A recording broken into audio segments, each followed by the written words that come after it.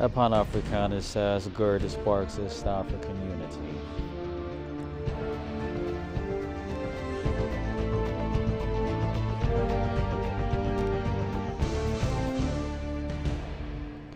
The Organization for Southern Cooperation calls for concrete integration among the Global South.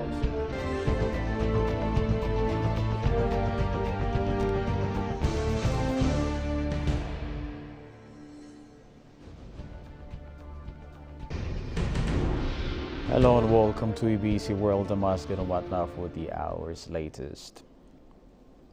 Chinese ambassador to Ethiopia Zhao Jinyuan and Health Minister Muqaddas Daba signed a project launch agreement that will allow Ethiopian eye patients to access health care properly.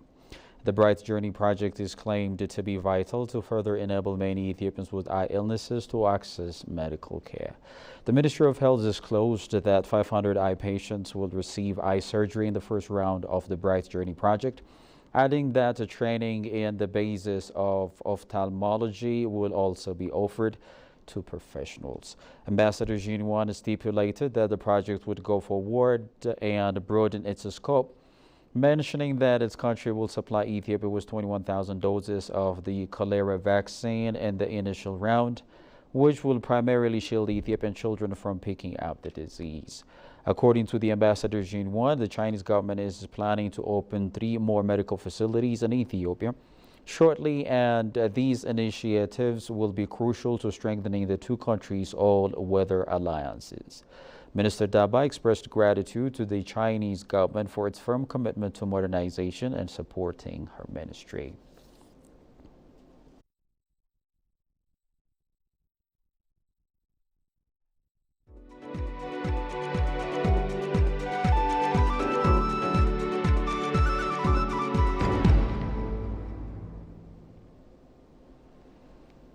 Merchants Chamber of Commerce and Industry organized a special session with Ambassador of Ethiopia to India. The Ambassador Damuka Makonnen on Indian-Ethiopia bilateral ties and trade, that was what the special session was all about.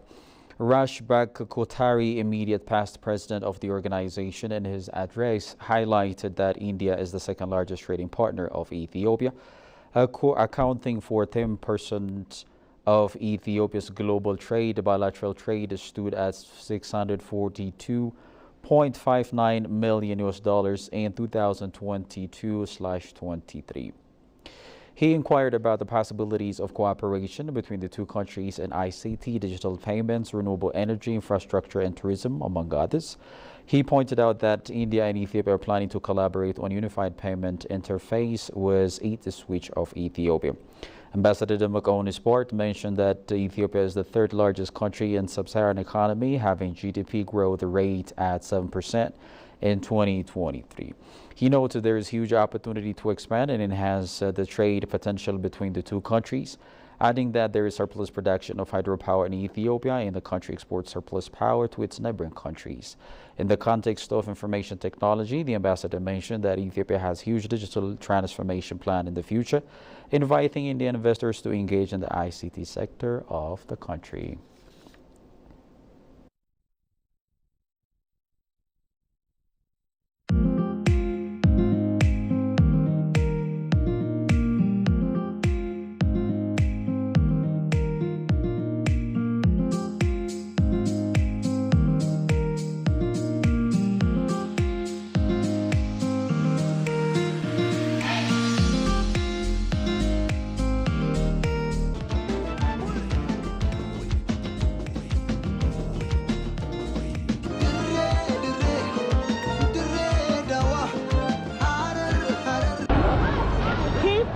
Welcome back to this channel on Peril's Mad World, and this is Peril. I will be showing you the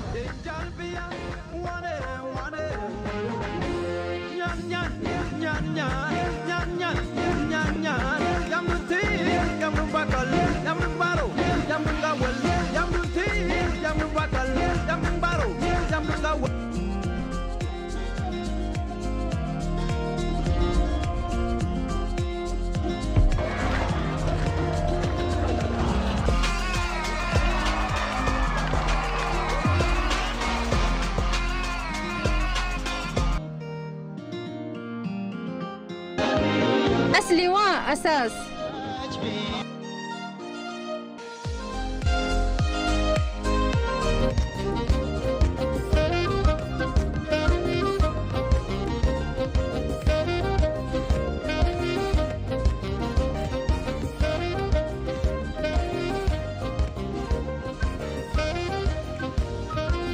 Dachee uumamdiroo.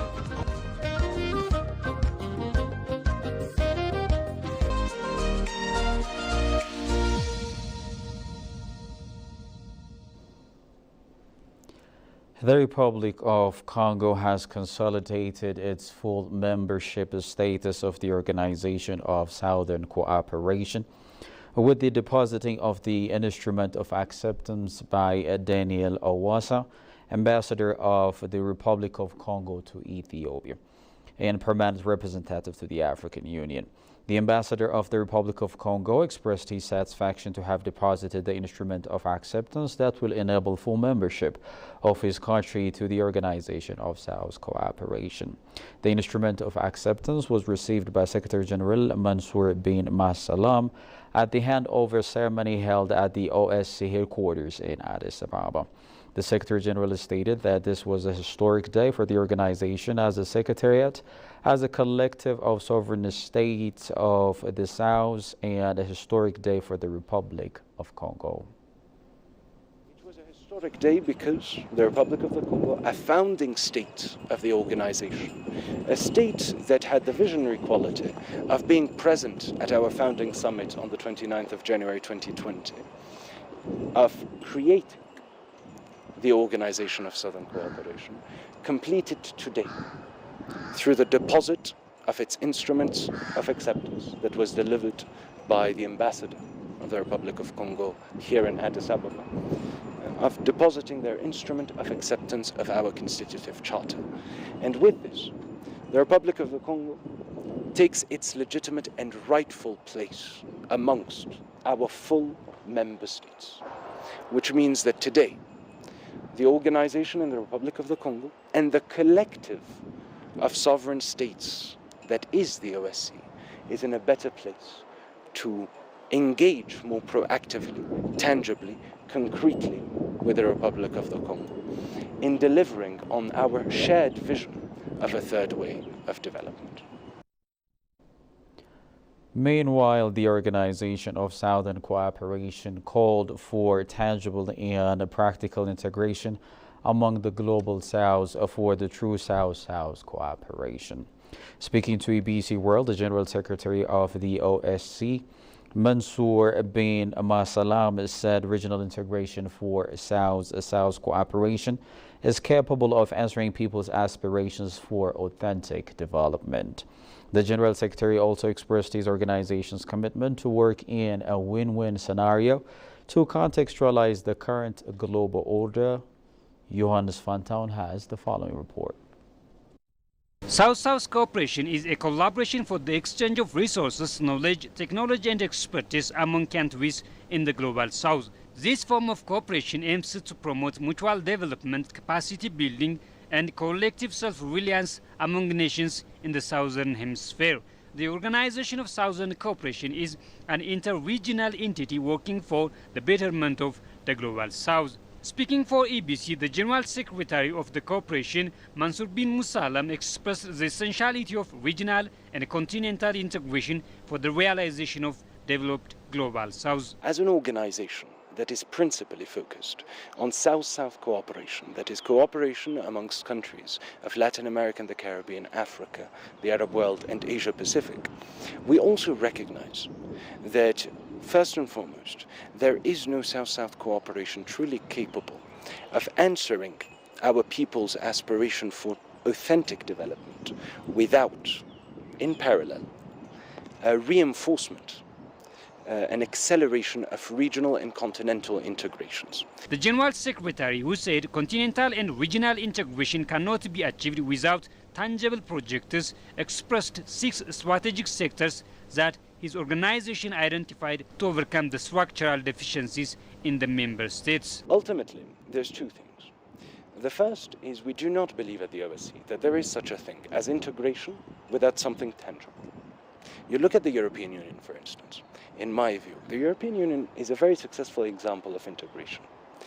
But that integration was built upon, in my view, two things: Erasmus and Airbus. Concrete projects that brought those countries together.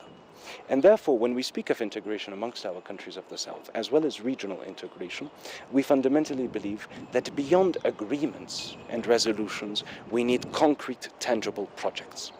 And so, going to the last mandate of the OSCE, the one about finance, debt relief, and fresh finance, the OSCE has identified 6 strategic sectors. And we speak of strategic sectors because we believe that our countries must overcome the structural deficiencies of our economies that generate our dependencies. Speaking on the current global order, bin Musallam underscored the win-win scenario that the OSCE is working and addressed the need to adapt the concerns of the South. At the OSCE, we are not promoting a confrontation. We are not promoting a cosmic war for development. No, not at all. We are proposing a different approach to development and international relations, indeed, that leads us, we are certain, to a win-win scenario.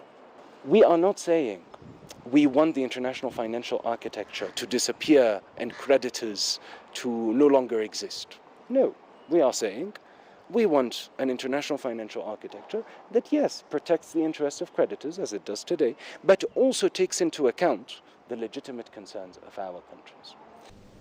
South-South cooperation plays a vital role in promoting sustainable development, fostering partnership, and advancing the collective interests of developing countries in a collective and inclusive manner. A Pan-Africanist says Grand Ethiopian Renaissance Dam enhances regional cooperation among the East African countries. Talking to EBC World, Mahalit Ayala also outlines that Ethiopia sets a precedent for African countries in terms of benefiting riparian countries while building dams protecting the natural and conventional rights of a single country. Shagawi Mato tells us more. The Grand Ethiopian Renaissance Dam, a 6,450 megawatt hydropower project which is under construction since 2011, in order to generate electricity to about 60% of Ethiopia's 120 million citizens at the cost of $5 billion in the Benshangul Gumuz region of the country, is nearing completion is over 95% of its construction. It is indicated that the dam will have numerous advantages for the continent despite multiple challenges from low riparian countries like Egypt to hold the construction of the dam. Talking to EBC World, a Pan-Africanist Mahalit Ayala underscores that the GERD will light up the East African region and enhance regional cooperation. GERD is a Pan-African project. It's not limited to Ethiopia. It might literally power Ethiopia, but also it power Ethiopia in terms of politics. It will empower the region. It will make Ethiopia the powerhouse in East Africa, and also it empowers the whole continent. You are enhancing regional cooperation. Then there is a transboundary infrastructure between neighboring countries for Ethiopia to sell power to Kenya. Then you have definitely infrastructure between those boundaries. So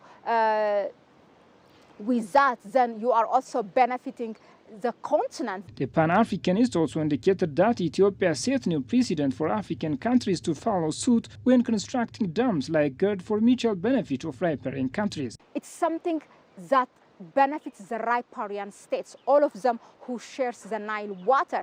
By setting this precedent, Ethiopia is paying a political sacrifice for the rest of riparian countries. Maybe the next one will be, Burundi, who wants to build a dam. The next one could be, Rwanda or Uganda, who wants to build a dam. But they have seen Ethiopia, what kind of journey Ethiopia has traveled. So that kind of create a guideline for other countries how this needs to be handled. So it's really a political sacrifice, paving the way for the rest of African countries. Mahalet further pointed out that African leaders take a lesson from Ethiopia on the uncompromising national interests of a nation despite opposing political ideologies by leaders at different times, and economic freedom when building big projects funded by one's own people. So most African countries do not think that, when one comes to power, especially it could be by a coup d'etat or by war or whatever, they wouldn't think to finish or to complete a project that is started by a previous leader. You cannot compromise just because you have a political difference. We are not even going to World Bank or IMF to get a fund, because we know that once you get a fund, then you will be, there is a lot of pressure that they will take more from you under the table. They will put a lot of pressure. They will take your freedom. So that is something Ethiopia has taught. Ethiopians recently marked the 13th anniversary of the commencement of the construction of the Grand Ethiopian Renaissance Dam, whose cornerstone was laid by the late Prime Minister Meles Zenawi in 2011. Well, before I leave, here is the recap of the top stories once again. A Pan-Africanist says the Grand Ethiopian Renaissance Dam enhances regional integration among the East African countries.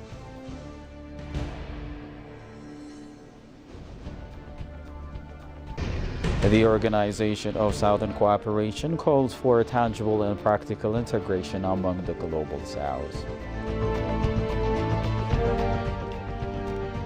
Well, that's all we have for the hour. Many thanks for watching. I'm Oscar Matnaf. Bye-bye from me.